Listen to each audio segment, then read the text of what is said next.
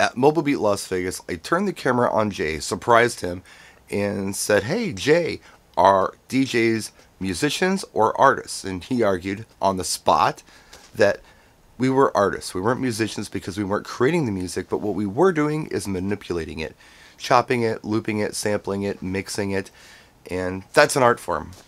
Now, some people have said, no, we're not artists, we're just entertainers. If you think about even like a lighting technician or a sound technician, yes, their job is technical, but the execution of how they do their job is an art form. I mean, otherwise, every lighting guy would be just as good as the next lighting guy, and every sound guy would be just as good as the next sound guy. It's kind of like how a lot of wedding clients think about DJs when they first call you. Every DJ is kind of the same, it's just a matter of price. We know that's not true. The client doesn't, though. Now, some people may argue the difference between one DJ and another is your level of professionalism. And I always thought that was a weird way to look at it, because a professional is just simply somebody who gets paid for what they do versus somebody who does it for free. Kind of like the Olympics. I believe it's an amateur competition. They don't let professional athletes participate. So that's all that means. But having said that, sales might be the difference. Some people might be better salespeople than others. And sales is an art form. Just like performing as a DJ, I believe is an art form as well. And just because you're a great salesperson doesn't mean you're a great DJ. And not all great DJs are great salespeople. When I do parallels between DJs and anyone else, stand-up comedians are the first people I think about. And I'll explain this. This might sound weird to some of you because you're thinking, well, I'm not doing funny stuff. It has nothing to do with that. With a stand-up comedian, everything is about timing. With a DJ, everything is also about timing. When you say things, when you play songs, how you play songs. At my gig log last night, I played some odd tracks. I don't know if you heard them or not. I did Lynn Collins' Think. I know I did The Boss by James Brown. I did some others. I did a weird Beatles track. I didn't just throw those songs on. I had to build to them. And even at that, I wasn't sure if they were going to work. I was working out a set. I was trying something. And I succeeded at this party. And now maybe I'll use it at another party. Comedians do that too. They try out material at events. Like a small club maybe. George Carlin, I heard this a long time ago. What he does is, or he did, he's gone now, but what he used to do is every year he'd start all over from scratch and write some new material. And he'd start going to smaller clubs and venues and working out this material as he went. And at first, maybe it wasn't so spectacular. In fact, I saw one of his last tours, and it was early and it wasn't spectacular. But at the end of the year, he has it perfectly honed. And then he does an HBO comedy special, and it's wonderful. It happens all the time with DJs, too. They'll maybe work on, I don't know, let's say a 5-song set.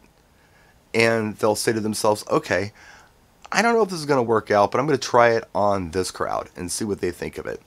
And maybe it's not quite right. Maybe they have to change some songs around or change the order of the songs or change the transitions over time and eventually nail this set down that they know is going to work at other events that they do. I mean, yeah, a lot of what we do is improvisational, but some of what we do is planned.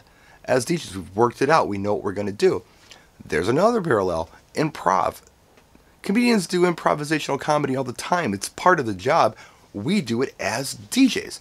We're in the moment and we just do things. And sometimes it's wonderful. Sometimes it doesn't work. Comedians talk about bombing too.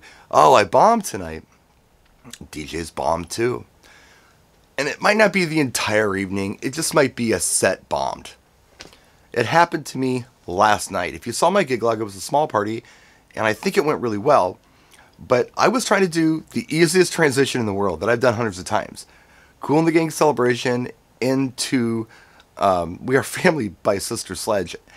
And I train wrecked the transition. Now, there was no reason in the world that anybody should leave the dance floor between these two songs. They were going strong for about 3 songs.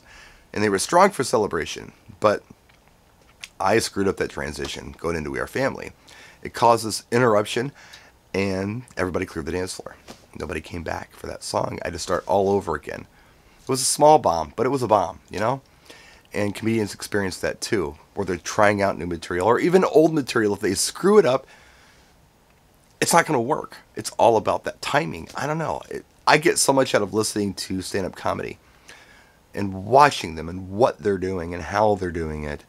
And if I have the opportunity to see a comedian twice doing the same material, it's interesting how they perform it in front of one audience versus the other audience, or even how they're telling a joke for one audience versus another audience, because we're doing the same thing with tracks.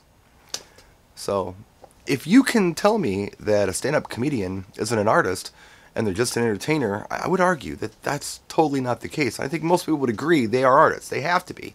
Otherwise, all comedians would be the same. But we know that's not true. So what's the point of bringing all this stuff up in the first place? I think a lot of us sell ourselves short. I'm just a DJ, or I'm just a business person. Are you? I don't think so. And you're not just an entertainer either. I think we are artists. There's artistry in so many things that we do, from the way we design our mobile systems, to the sets we create, to the things we say on the microphone. Not only what we say, but how we say it. And not only the songs we play, but how we play them, and who we play them to, and what we build up to get to that song we want to play. That's an art form. That's not just an entertainer or just a DJ.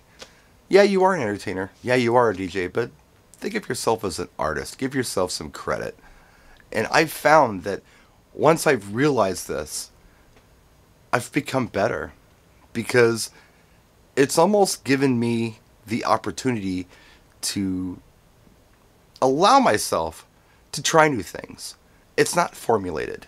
Yeah, I create my own formulas and I find out what works and what doesn't work, but if I think of myself as an artist, it's a palette, and I can have some fun with it, opposed to just being professional or being an entertainer and doing what's expected of me. If you've ever seen a comedian out there who has done the same show for 30 years, great. I mean, they're out there. They haven't changed their show in years. You've seen them. They're doing the same bits they were doing in the 80s. But then there are those comedians that always have new material. It's a little different. They've changed it. They've evolved. That's who I aspire to be. That guy. The artist. Practice and enjoy.